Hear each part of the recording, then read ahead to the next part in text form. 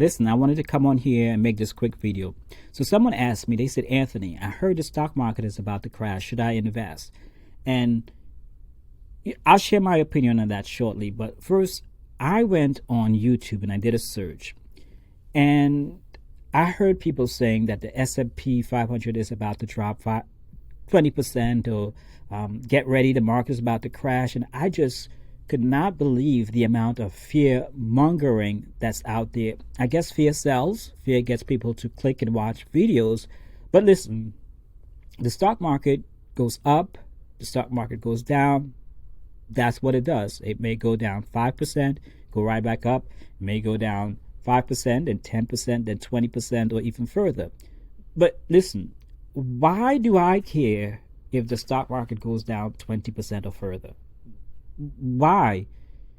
Listen, when you go into the store, when you go to buy something, whether it's a house, a car, you go shoes, clothes, whatever, when you walk into the store and you see a 20% off sale or 50% off sale, do you get mad about that? I'm sure you don't. And I think that's the mindset that we need to adopt when it comes to investing. I mean, the only time that I think that I would be bothered or it would worry me if I had, if the stock market was down, is if I would need the money that was invested into the stock market, if I needed that money within, that month or that year. At that point, I'll be worried. But here's the thing. Why would money that I need within the next month or year, why would that money be invested into the stock market? That does not make much financial sense. That money should be kept safe. That money should be in a high yield savings account. It should be in a certificate of deposit, something safe, not in the stock market. Now, I could see if you're a day trader, hey, then that's on you. That's the risk you take, for day trading. That's the flexibility, the volatility that goes with day trading.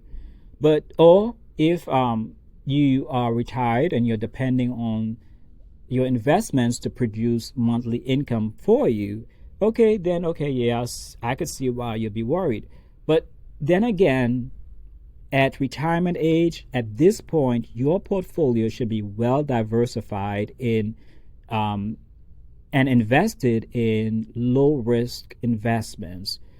But a down market is not always a bad thing. There can be opportunities in a down market.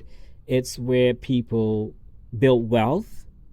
I remember, and I could be wrong on these dates, but I remember it was back in either 16, 17, or 18, somewhere around that time, where value stocks, blue chip value stocks, were down, and technology stocks was up.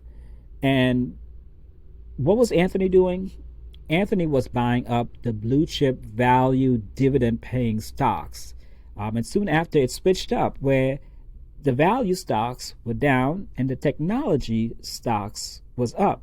What was Anthony doing? Anthony wanted to build wealth. So Anthony was buying up the technology stocks. Anthony was buying the Nvidia stock when it was $116 per share before it split. And that stock went up to over $1,200 before it split. And, when the stock market goes down, it's rarely ever the broad market, the entire stock market. On rare occasions, sometimes something funky happens and everything is down. But usually it's by sectors. Sometimes the value stocks are up and the technology stocks are down.